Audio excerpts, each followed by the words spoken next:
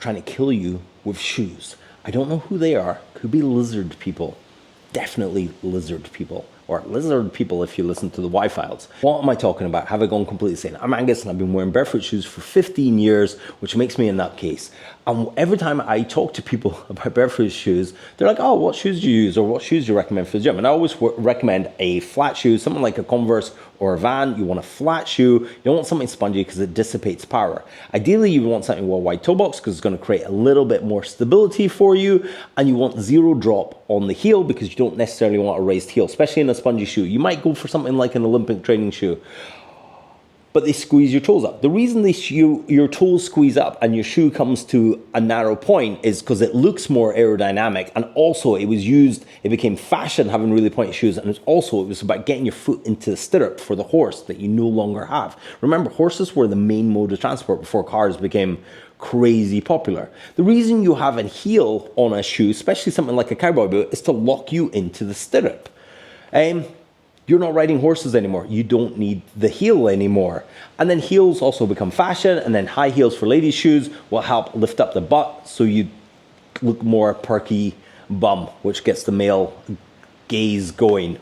But we are now in the future, and it's causing an absolute problem with people's feet. So people's feet are now bound up, toes are together, their shoes too tight, they got this elevated heel, which lowers a thing called proprioception. Proprioception is basically if you put your hand on a hot surface, your hand will automatically move. That's a reflex that happens. Same thing happens when you're walking. If you're walking on like ground and you do a little stumble, your body catches itself quickly. Your arms flail out to try and create balance, your foot lands on the ground and you don't fall. Say past the age of 60 to 70, if you fall, you're more likely to break something because your bone density has gone down, all these other problems, and your speed and your proprioception has decreased, and you're more likely to fall. If you fall, you've got this massive chance, I think it's something like 70% chance of dying in hospital. So you're 70 years old, you have a little trip, and now you're dead. And now the lizard people, don't need to pay your taxes. And I am just joking about the lizard people, but there seems to be this shoespiracy happening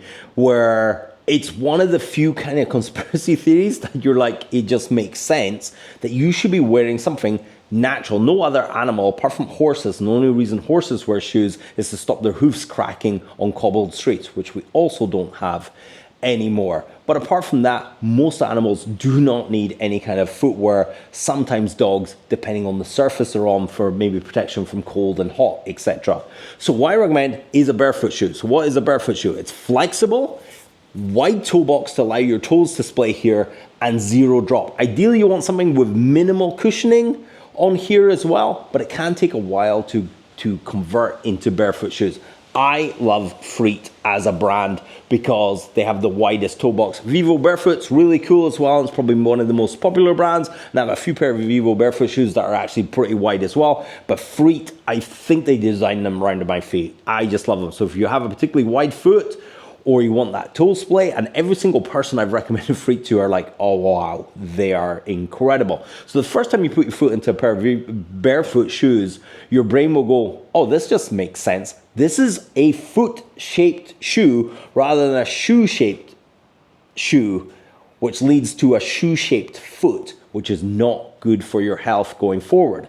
This will increase proprioception, will increase foot strength by some ridiculous number, and fairly quickly. It does take a while to transition over to it for some people. For me, it was instant.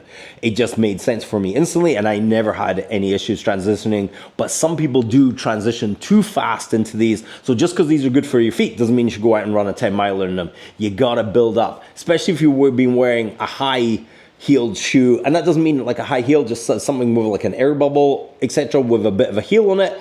All these muscles on the back of your leg are going to be shortened, and it takes a while to recorrect. But if you've been wearing something like Converse and Vans a lot, you're probably going to be okay.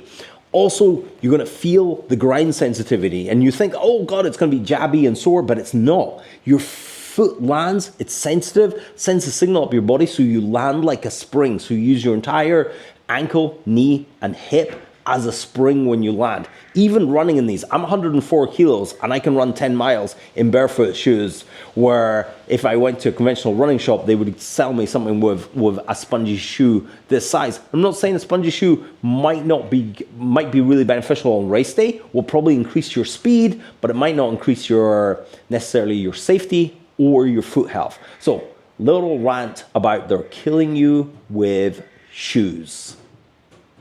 Conspiracy over.